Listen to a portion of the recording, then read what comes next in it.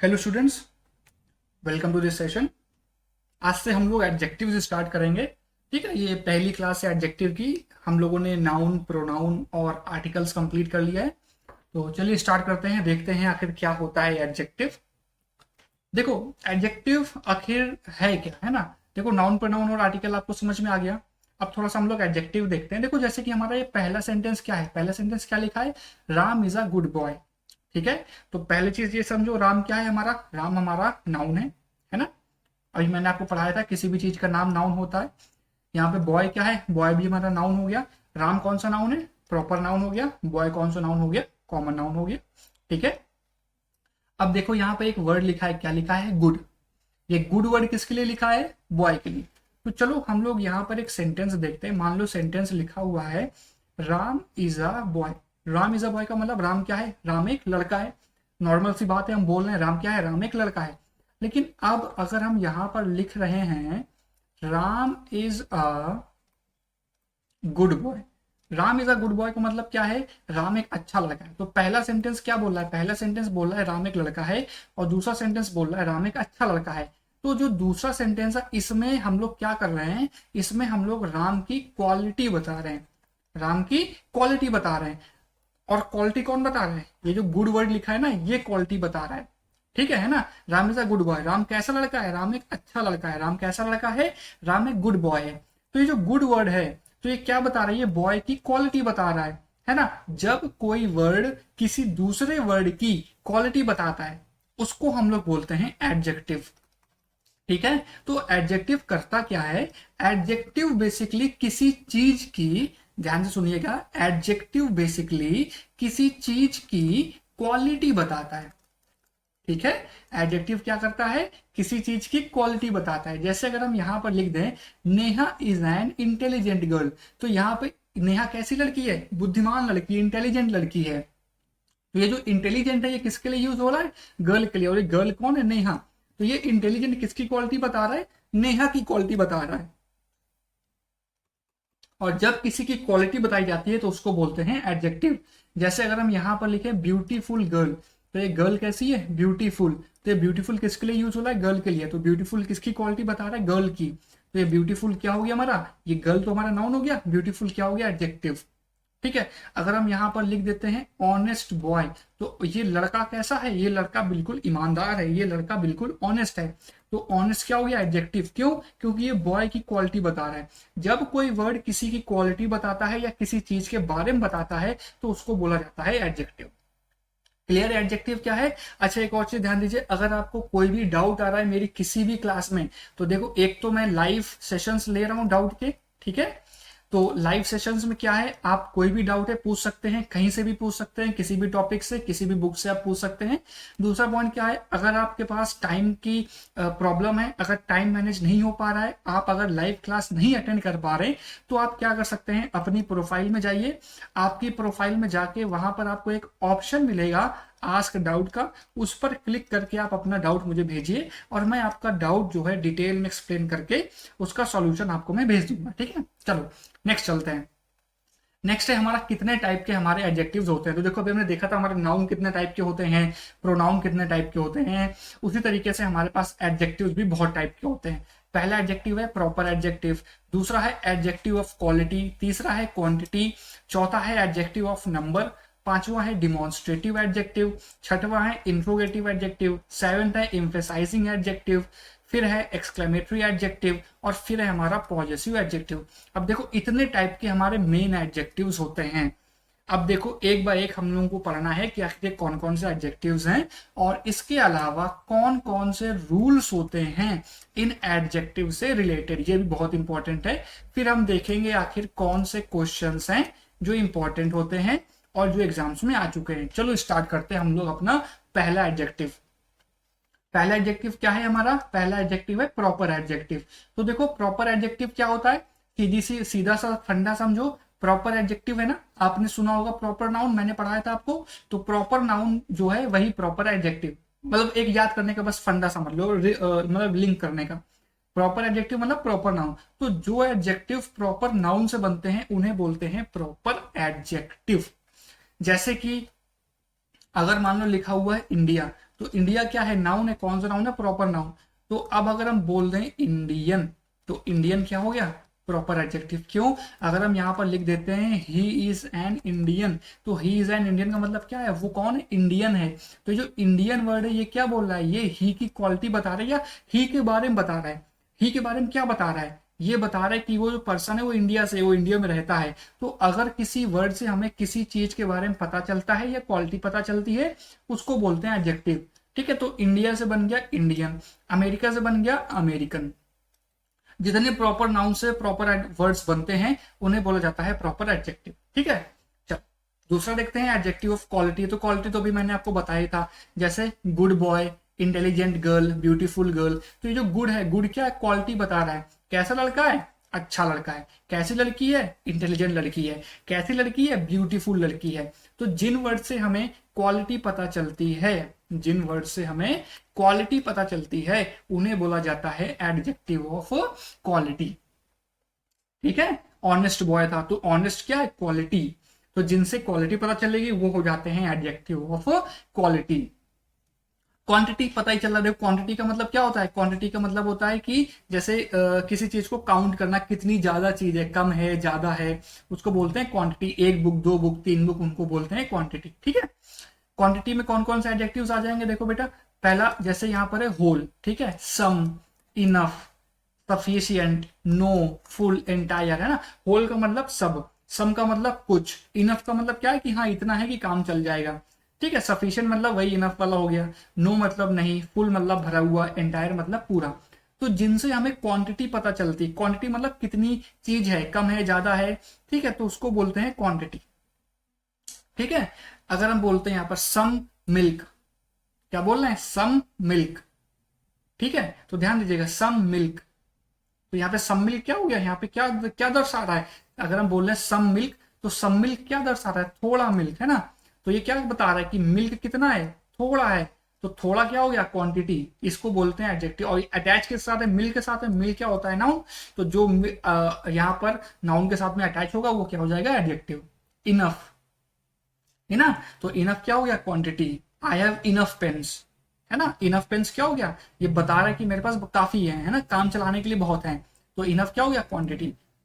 Next है number. Number क्या है, नंबर का मतलब होता है कि कितनी चीजें हैं, है ना। जैसे कि 1 2 3 होता है ना, 1 2 3 या फर्स्ट सेकंड थर्ड, इनको बोलते हैं हम लोग नंबर्स। क्वांटिटी क्या हो गया कि कितनी चीज है, कम ज्यादा, ठीक है। नंबर्स क्या हो गया, 1 2 3, इनको बोलते हैं नंबर्स। अभी देखो, अगर आपको याद हो, अगर आपको याद हो तो हम लोगों ने नाउन में रूल पढ़ा था, है ना, न्यूमरल एडजेक्टिव का। अगर आपको याद हो तो हम लोगों ने नाउन में डेफिनिट न्यूमरल एडजेक्टिव का रूल पढ़ा था, जिसमें मैंने आपको बताया था कि numeral adjective plus first noun plus second noun, एक ये स्ट्रक्चर बताया था। फिर numeral adjective plus first noun और सेकंड नाउन नहीं होती है। तो जब पहला वाला केस होता है that is numeral adjective plus first noun plus second noun, तो जो फर्स्ट नाउन है वो क्या रहती है, सिंगुलर। और जो सेकंड वाला पार्ट है जिसमें सेकंड नाउन नहीं होता है, तो उस केस में फर्स्ट नाउन क्या रहती है, प्लूरल, है ना। याद आया बेटा, ठीक है। तो ये आपको यहाँ पे ध्यान देना है। तो जो यहाँ पे डेफिनेट न्यूमरल एडजेक्टिव है, तो डेफिनेट न्यूमरल एडजेक्टिव क्या होता है, बेसिकली एडजेक्टिव ऑफ नंबर, है ना। रिवाइज हुआ थोड़ा, दिमाग में है ना। चलो, अब यहाँ पे देखना है कि एडजेक्टिव ऑफ नंबर क्या होता है, 1 2 3 और फर्स्ट सेकंड थर्ड, इनको बोलते हैं हम लोग एडजेक्टिव ऑफ नंबर। अब देखो एक चीज और ध्यान देनी है, जो ये 1 2 3 है ना, 1 2 3 को बोला जाता है कार्डिनल्स और फर्स्ट सेकंड थर्ड को बोलते हैं ऑर्डिनल्स। अब देखो ये तो वैसे तो याद नहीं रखना, एग्जाम में तो आपसे ये नहीं पूछेंगे कि कार्डिनल्स क्या होते हैं, ऑर्डिनल्स क्या होते हैं, ये कोई नहीं पूछने वाला आपसे एग्जाम में। ठीक है, क्वेश्चन आएगा, क्वेश्चन सॉल्व करना है, लेकिन आपकी नॉलेज के लिए, अगर आप अपनी नॉलेज इंप्रूव करना चाहते हो तो ध्यान देना कि 1 2 3 को बोलते हैं कार्डिनल्स और फर्स्ट सेकंड थर्ड को बोलते हैं ऑर्डिनल्स। तो मैंने पहले भी आपको आर्टिकल्स वाली क्लास में भी बताया था, आर्टिकल्स में भी ये कार्डिनल्स ऑर्डिनल्स आया था। तो मैंने आर्टिकल्स क्लास में आपको बताया था कि 1 2 3 क्या होता है, कार्डिनल्स। याद कैसे करोगे, अब देखो ये कंफ्यूज हो सकते हो ना, ये कौन सा कार्डिनल है कौन सा ऑर्डिनल है। तो देखो कार्स, अगर आपके पास, अगर आप कार्स काउंट कर रहे हो तो कार्स कैसे काउंट करोगे, 1 कार है, 2 कार है, 3 कार्स है ना, 1 कार, 2 कार, 3 कार। तो कार्स आप ऐसे ही काउंट करोगे ना, तो 1 2 3 को बोलते हैं कार्डिनल्स। इसके अलावा क्या बचा, फर्स्ट सेकंड थर्ड, वो हो गया ऑर्डिनल्स। चलो नेक्स्ट देखते हैं हम लोग डिमॉन्स्ट्रेटिव एडजेक्टिव। अब ये डिमॉन्स्ट्रेटिव एडजेक्टिव क्या है, जो डिमॉन्स्ट्रेट करता है, मतलब इंडिकेट करता है, किसी चीज को रेफरेंस देता है, उसको बोलते हैं डिमॉन्स्ट्रेटिव। जैसे कि this, that, these, those etcetera. जैसे हम अगर बोलते हैं this is my pen, this is my pen का मतलब ये मेरा पेन है, तो हम क्या कर रहे हैं, हम इंडिकेट कर रहे हैं, हम बोल रहे हैं ये मेरा पेन है। ठीक है। That is Taj Mahal, that is Taj Mahal मतलब वो देखो ताजमहल है, तो हम ताजमहल को इंडिकेट कर रहे हैं, है ना, हम ताजमहल की तरफ बता रहे हैं, इशारा कर रहे हैं कि वो क्या है, वो जो चीज आपको दिख रही है ना वहां पे, वो क्या है, वो ताजमहल है। तो जब हम किसी चीज को इंडिकेट करते हैं या किसी चीज को रेफर करते हैं, किसी चीज के बारे में बताते हैं, तो हम लोग बोलते हैं डिमॉन्स्ट्रेट कर रहे हैं, और उसको बोलते हैं डिमॉन्स्ट्रेटिव एडजेक्टिव। ठीक है। जैसे दीज आर माई पेन्स। अब देखो यहां पर दिस और दैट के बीच में डिफरेंस क्या होता है, दिस यूज होता है पास की चीजों के लिए, दैट यूज होता है दूर की चीजों के लिए। जैसे दिस इज ताजमहल, ये ताजमहल है, अगर आप ताजमहल के पास में खड़े हैं तो क्या बोलेंगे, ये ताजमहल है, मतलब दिस इज ताजमहल। अगर आप ताजमहल से दूर खड़े हैं तब क्या बोलेंगे, दैट इज ताजमहल। तो जब पास की चीज के बारे में बात होगी तो दिस इज, और जब दूर की चीज की बात होगी तो दैट इज। ठीक है। और यही यहाँ पे दीज और दोज का भी होता है, दीज आर माई पेन्स, पास में है तो दीज आर माई पेन्स, दूर है तो दोज आर माई पेन्स। ठीक है। चलो नेक्स्ट देखते हैं इंट्रोगेटिव एडजेक्टिव। इंट्रोगेटिव एडजेक्टिव क्या होता है, जिससे क्वेश्चंस पूछे जाते हैं, जैसे कि व्हाट, विच, हुज, वेयर। तो जितने भी ऐसे वर्ड्स होते हैं जिनसे क्वेश्चंस पूछे जाते हैं उनको बोलते हैं इंट्रोगेटिव एडजेक्टिव, है ना। व्हाट इज योर नेम, है ना, वेयर डू यू लिव, तो इनको बोलते हैं इंट्रोगेटिव एडजेक्टिव। इम्फेसाइजिंग क्या होता है, इम्फेसाइजिंग एडजेक्टिव होता है जो इम्फेसिस करता है, मतलब क्या होता है, इम्फेसिस का मतलब होता है जो बेसिकली क्या करता है ना, कि इंपॉर्टेंस देता है ना। जैसे कि इंपॉर्टेंस का मतलब हो गया कि अगर देखो एग्जांपल पहले आप ये देख लो, जैसे क्या लिखा है, ओन, वेरी, क्वाइट। अगर हम सेंटेंस बोलते हैं I did this work on my own, है ना, I did this work on my own, तो यहाँ पे सेंटेंस क्या है, I did this work on my own, मतलब ये काम मैंने खुद किया है, तो खुद किया है, तो मैं किसको इंपॉर्टेंस दे रहा हूँ, खुद को। अगर आपको याद हो हम लोगों ने यहाँ पर एक प्रोनाउन भी पढ़ा था ना, इम्फेटिक प्रोनाउन, तो इम्फेटिक प्रोनाउन क्या करता है, इम्फेटिक प्रोनाउन क्या करता है, खुद को इम्फेसिस देता है ना। माई सेल्फ, माई सेल्फ क्या है, इम्फेटिक। क्लियर, देखो कंफ्यूज मत होना, रिफ्लेक्सिव इम्फेटिक बीच में कंफ्यूजन हो रहा है तो फिर से एक बार प्रोनाउन और लेक्चर जरूर पढ़ लेना, ठीक है ना। तो इम्फेटिक क्या होता है, इम्फेसाइज करना, इंपॉर्टेंस देना। तो I did this work on my own, तो इससे क्या हो रहा है, मतलब मैंने काम खुद किया, तो मैं इंपॉर्टेंस किसको दे रहा हूं, खुद को, इसको बोलते हैं इंफेसिस। ठीक है। वेरी, है ना, the very day, the very day I went to office, the very day I went to office, तो हम क्या करें, डे को इंफेसाइज कर रहे हैं। ठीक है। The very day I went to office I met with an accident, तो वेरी डे क्या हो गया, वेरी डे मतलब एक तो डे है, फिर हम डे को इंफेसाइज कर रहे हैं, एक पर्टिकुलर डे है उसको हम इंपॉर्टेंस दे रहे हैं, इंफेसाइज कर रहे हैं। ठीक है। क्वाइट, ठीक है। तो ये जितने भी वर्ड्स होते हैं, ओन, वेरी, क्वाइट, जिनसे हम इंपॉर्टेंस देते हैं या इंफेसाइज करते हैं उनको बोलते हैं इंफेसाइजिंग एडजेक्टिव। देखो एक्सक्लेमेटरी पता ही होगा, व्हाट अ ब्यूटीफुल गर्ल, है ना, कितनी सुंदर लड़की है। तो यहाँ पे क्या करते हैं हम लोग, जैसे वाओ, है ना, व्हाट अ गर्ल, तो ये क्या होता है, ये हमारे एक्सक्लेमेटरी एडजेक्टिव्स होते हैं।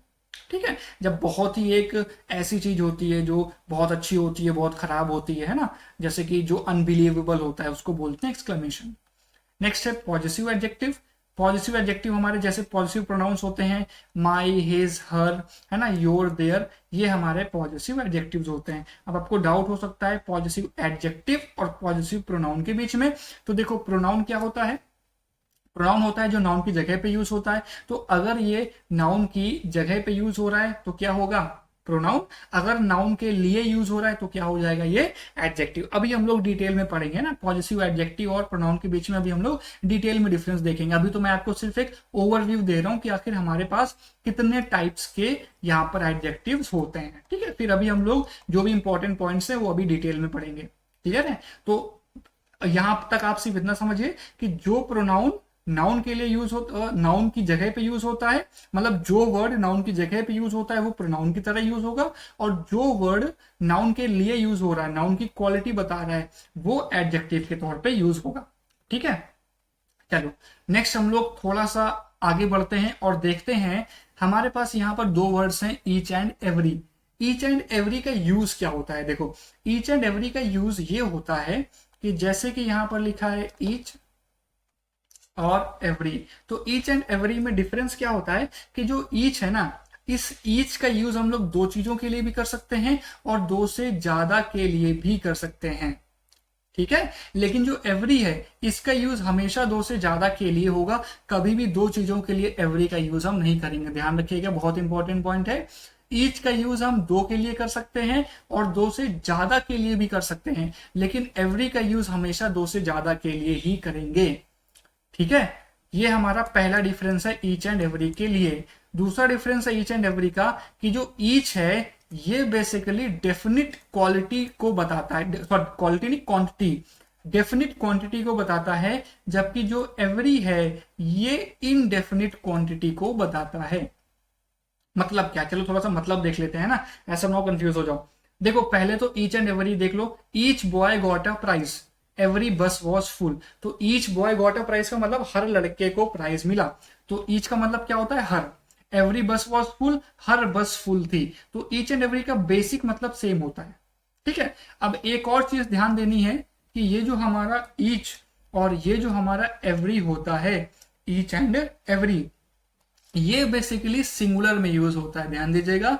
ईच एंड एवरी हमारा सिंगुलर में यूज होता है। ये मैं आपको प्रोनाउन में बहुत अच्छे से पढ़ा चुका हूं, और ध्यान देना बहुत एग्जाम में क्वेश्चंस आते हैं, भूलना मत इसको। ईच एंड एवरी सिंगुलर में यूज होता है, ठीक है, कभी भी प्लूरल में नहीं यूज होगा, ठीक है। जैसे कि यहां पे देख लो, एक सेंटेंस लिखा, समझा देता हूं मैं। Each of the two students got a prize. Each of the two students got a prize मतलब हर लड़के को प्राइज मिला। तो एग्जाम में क्वेश्चन क्या आता है, एग्जाम में आपको क्वेश्चन मिलेगा each of the two students has done his homework.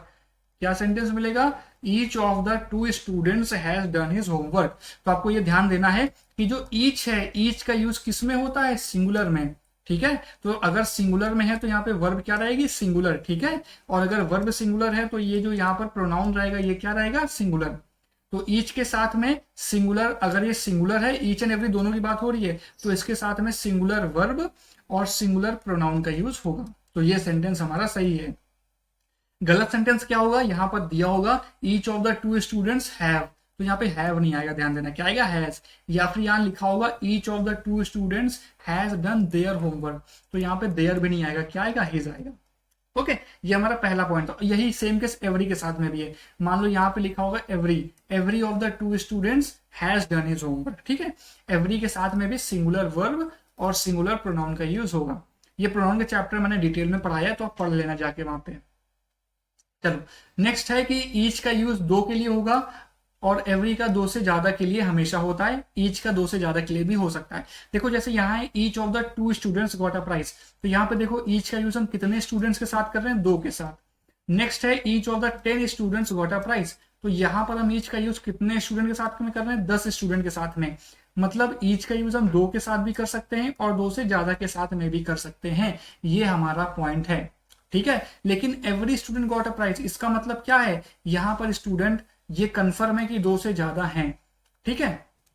हम लोग यहाँ पर every of the two students नहीं लिखेंगे, ठीक है। देखो पहले तो एवरी के साथ ऑफ नहीं लगता, ये हमारा नेक्स्ट रूल हम पढ़ेंगे अभी। तो आपको ध्यान देना है कि एवरी जो है वो कभी भी दो के साथ में यूज नहीं होता है, हमेशा दो से ज्यादा के लिए यूज होगा, ठीक है। अब दूसरा पॉइंट देखो, ईच क्या करता है, ईच डेफिनिट क्वांटिटी बताता है, जबकि एवरी इनडेफिनिट क्वांटिटी बताता है। मतलब क्या है, देखो यहाँ पे क्या लिखा है, each of the two students, है ना, each of the two students. तो यहाँ पर लिखा हुआ है each of the two students, मतलब क्या, दो स्टूडेंट की बात हो रही है। हमें पता है यहाँ पर कितने स्टूडेंट्स हैं, दो स्टूडेंट्स हैं। ईच ऑफ द 10 स्टूडेंट्स, कितने स्टूडेंट्स हैं, यहाँ पे 10 स्टूडेंट्स हैं। एवरी स्टूडेंट, क्या हमें पता है कितने स्टूडेंट है, नहीं पता। तो ईच क्या बताता है, ईच बताता है फिक्स नंबर, जबकि जो एवरी है ये एवरी हमारा फिक्स नंबर नहीं बताता है, ठीक है। तो एवरी हमारा इनडेफिनिट क्वांटिटी के लिए यूज होता है, जबकि ईच हमारा डेफिनिट क्वांटिटी के लिए यूज किया जाता है। तो ये इंपॉर्टेंट पॉइंट है जो आपको ध्यान में रखना है। एक और पॉइंट है यहाँ पर, जो ईच होता है, ईच इंडिविजुअल एक्शन को दिखाता है, जबकि एवरी ग्रुप को दिखाता है। इंडिविजुअल एक्शन का मतलब है कि ईच जैसे है ना, ईच और एवरी, चलो एक टेबल ऐसे बना लेते हैं हम लोग। ईच एंड एवरी क्या करता है, ईच से हमें पता चलता है कि जो भी पर्सन की बात हो रही है वो इंडिविजुअल बाय इंडिविजुअल बात होती है, जबकि एवरी में एज अ ग्रुप बात की जाती है। इसका मतलब क्या है, देखो each student was given a prize by the principal one by one. मतलब देखो क्लास है या स्कूल है, स्कूल में बच्चे हैं, ठीक है, समझो बात को, स्कूल है, स्कूल में बच्चे हैं और प्रिंसिपल है। तो प्रिंसिपल ने क्या किया, प्रिंसिपल ने सारे बच्चों को, सारे स्टूडेंट्स को एक एक करके गिफ्ट दिया, एक एक करके प्राइज दिया। मतलब पहले उसने एक स्टूडेंट को प्राइज दिया, फिर उसने दूसरे को दिया, फिर तीसरे को दिया, इसका ये मतलब है। दूसरा देखो, every student was given a prize by the principal. हर स्टूडेंट को प्रिंसिपल ने प्राइज दिया, ठीक है, लेकिन क्या यहां पर यह है कि एक एक करके दिया प्राइज, नहीं, है ना। मतलब ये इसका मतलब क्या है कि स्कूल है, स्कूल में मान लो कि 1000 स्टूडेंट्स हैं, तो अगर 1000 स्टूडेंट्स हैं और हम ईच लगा देते हैं तो इसका मतलब ये हो जाता है कि प्रिंसिपल ने एक एक करके गिफ्ट दिए, पहले एक को दिया, फिर दूसरे को दिया, फिर तीसरे को। लेकिन अगर हम यहाँ पर लिख देते हैं एवरी, तो एवरी का मतलब हो जाता है कि 1000 स्टूडेंट्स है, सबको दिया है गिफ्ट। अब ये नहीं है कि इंडिविजुअल सबको दिया, ठीक है, पकड़ा दिए गिफ्ट, ठीक है, ये लेके अपने घर जाओ, ऐसे यहाँ पे गिफ्ट दिए गए, ठीक है। दूसरा देखो, every student is happy. Every student happy, यहाँ पे हम क्या बात कर रहे हैं, सारे स्टूडेंट खुश हैं, सारे स्टूडेंट्स क्या हैं, खुश हैं। मतलब ऐसा नहीं है कि एक एक स्टूडेंट की बात हो रही है, यहाँ पर सारे स्टूडेंट्स की बात हो रही है, सारे स्टूडेंट्स खुश हैं, ठीक है। मतलब मान लो जैसे क्लास में 1000 स्टूडेंट्स हैं, तो सबका एज अ ग्रुप बात हो रही है कि सारे स्टूडेंट्स खुश हैं, कोई ऐसा स्टूडेंट नहीं है जो दुखी है। तो ईच किसके लिए यूज होता है, इंडिविजुअल्स के लिए, और एवरी यूज होता है ग्रुप में। उम्मीद है आपको क्लियर है, अगर नहीं क्लियर है तो डाउट पूछिए, मैं फिर से आपको एक्सप्लेन कर दूंगा, ठीक है। नेक्स्ट यहाँ पर हमारा रूल है कि ईच के साथ में हम ऑफ का यूज कर सकते हैं, लेकिन एवरी के साथ नहीं करेंगे। अब देखो, अभी मैंने प्रीवियस स्लाइड में आपको बता दिया था, जैसे यहां पर है each of the students is doing his homework, each of the students is doing his homework, तो ये हमारा सही है, क्योंकि हम ईच के साथ में ऑफ का यूज कर सकते हैं। ध्यान से देखिए, of can be used with each but not with every, ठीक है, ऑफ का हम यूज ईच के साथ में कर सकते हैं। लेकिन देखो दूसरा सेंटेंस क्या है, every of the students is doing his homework, ये गलत हो गया। आपको ध्यान देना है कि एवरी के साथ में ऑफ का यूज नहीं होता है, और यहां से हमारा सेंटेंस गलत हो गया, ठीक है, यहां से हमारा सेंटेंस क्या हुआ, गलत हो गया। ये बहुत इंपॉर्टेंट पॉइंट है, ठीक है। चलो थोड़ा सा मैं आपको और एक्सप्लेन कर देता हूं एग्जाम के पॉइंट ऑफ व्यू से। डिलीट कर दूं मैं, ठीक है, थोड़ा सा टाइम दीजिए मुझे डिलीट करने के लिए। देखो अब क्या है, समझना क्या है आपको, एग्जाम में आपको क्वेश्चन क्या मिलेगा। चलो ये तो गलत था, क्रॉस कर देता हूं मैं। एग्जाम में आपको ये क्वेश्चन मिलेगा जो यहाँ पे लिखा था ना, every of the two students is doing his homework, ये आपको एग्जाम में क्वेश्चन मिलेगा, every of the two students is doing his homework. तो आपको ध्यान क्या देना है कि चलो ठीक है, यहाँ पे सबसे पहली चीज तो चलो यहाँ पे ये हो गई कि एवरी का जो यूज है वो टू के साथ में तो होता नहीं है, चलो ठीक है, पहली गलती ये निकल आई, तो चलो टू हटा देते हैं। अब क्वेश्चन क्या बचा, every of the students is doing his homework. तो आपको ध्यान देना है कि एवरी के साथ में ऑफ का भी यूज नहीं होता है, ठीक है, ये गलत हो गया, एवरी के साथ में ऑफ का यूज नहीं करेंगे। तो सही क्या हो जाएगा, सही हो जाएगा, आपको यहां पर लिखना पड़ेगा ईच ऑफ द स्टूडेंट्स। अगर आपको ईच नहीं लिखना है, एवरी के साथ में सेंटेंस बनाना है, तो आप लिखेंगे यहां पर एवरी स्टूडेंट। क्या लिखेंगे आप यहां पर, आप यहां पर लिखेंगे एवरी स्टूडेंट, ठीक है, एवरी स्टूडेंट्स नहीं, एवरी स्टूडेंट। क्यों, क्योंकि एवरी क्या होता है, सिंगुलर होता है, क्लियर है। तो क्या लिखेंगे, एवरी स्टूडेंट, ओके। या फिर आप लिख लीजिए ईच ऑफ द स्टूडेंट्स, ठीक है, ये आपको ध्यान देना है, इंपॉर्टेंट पॉइंट है, ईच एवरी के साथ में ऑफ का यूज नहीं होगा, ओके। चलो नेक्स्ट देखो, each and every can be use for more than two. अब क्या हम लोग ईच एंड एवरी का एक साथ में यूज कर सकते हैं, बिल्कुल कर सकते हैं। आप ईच एंड एवरी को एक साथ लिख सकते हैं, ठीक है, लेकिन जब आप ईच एंड एवरी को एक साथ लिखेंगे तो इसका मतलब दो से ज्यादा है, मतलब दो से ज्यादा लोगों की बात हो रही है। ईच एंड एवरी अगर साथ में यूज हो रहे हैं, इसका मतलब दो से ज्यादा लोगों की बात हो रही है। Each and every student received a prize, तो each and every student received a prize क्या हो गया, मतलब हर एक स्टूडेंट को प्राइस मिला, और आप यूज क्या कर रहे हैं यहाँ पर, ईच एंड एवरी। तो ईच एंड एवरी का मतलब क्या है, यहाँ पर कितने स्टूडेंट्स हैं, 2 से ज्यादा। ठीक है, यूज कर सकते हैं, लेकिन मतलब क्या होता है, 2 से ज्यादा। अब ध्यान कर देना है, ईच एंड एवरी स्टूडेंट ही लिखते हैं, कभी ये नहीं होता एवरी एंड ईच स्टूडेंट। अगर आपको एग्जाम में ये सेंटेंस मिल जाए एवरी एंड ईच स्टूडेंट, तो गलत होता है। सही क्या, ईच एंड एवरी स्टूडेंट। और ईच एंड एवरी स्टूडेंट का मतलब क्या होता है, 2 से ज्यादा। तो चलो एक बार हम लोग क्विकली जरा रिवाइज कर लेते हैं। ईच, एवरी, और लास्ट है हमारा ईच एंड एवरी। तो देखो ईच का यूज होता है 2 के लिए या 2 से ज्यादा के लिए, एवरी का होता है 2 से ज्यादा के लिए, और ईच एंड एवरी का भी होता है 2 से ज्यादा के लिए। ठीक है, अच्छा एक और पॉइंट इस सेंटेंस में देख लेना, each of the students is doing his homework, ये सही है, ईच ऑफ द स्टूडेंट नहीं होता है। अगर आप ईच लिख रहे हैं, ध्यान दीजिए, अगर आप ईच लिख रहे हैं फिर ऑफ लिख रहे हैं तो उसके बाद में यहाँ पर स्टूडेंट्स आएगा, ईच ऑफ द स्टूडेंट्स। अगर ईच के साथ में ऑफ है तो स्टूडेंट्स लगेगा, अदरवाइज आप यहां पर लिख सकते हैं ईच स्टूडेंट। ठीक है, ईच स्टूडेंट या each of the students. Okay, each of the students का मतलब क्या है कि सारे स्टूडेंट्स जो है अपना काम कर रहे हैं। Each student is doing his homework, या फिर each of the students is doing his homework. Clear है, उम्मीद है आपको ईच एंड एवरी की कहानी क्लियर है पूरी। चलो नेक्स्ट चलते हैं हम लोग। नेक्स्ट है हमारा ईदर और नीदर। देखो वो हम लोग पढ़ चुके हैं, प्रोनाउन में भी डिटेल में जाने की जरूरत नहीं है। ईदर और नीदर हमारा सिंगुलर के लिए यूज होता है। अगर आपको ईदर नीदर में थोड़ा सा भी डाउट है तो जाकर प्रोनाउन वाला लेक्चर जरूर देख लीजिए। ठीक है, मैं आपको थोड़ा सा यहाँ पर समझा देता हूँ। ईदर और नीदर क्या होता है, ईदर और नीदर, ये जो यहाँ पर ईदर और नीदर है, ईदर और नीदर क्या होता है, सिंगुलर होता है, और इसके साथ हमेशा सिंगुलर प्रोनाउन और सिंगुलर वर्ब लगाया जाता है। ठीक है, either book is good, neither book is good. ठीक है, मैं डिटेल में नहीं समझा रहा हूँ क्योंकि प्रोनाउन में हम लोगों ने काफी 20 से 25 मिनट इसमें लगाए थे। ठीक है, तो प्रोनाउन वाला लेक्चर आप जाकर देख लेना, ईदर एंड नीदर का। ओके, तो आज की क्लास के लिए हम लोग इतना ही रखते हैं, फिर नेक्स्ट क्लास में हम लोग एडजेक्टिव्स के और भी रूल्स देखेंगे। Okay, so till then take care, मिलते हैं फिर हम लोग नेक्स्ट क्लास में।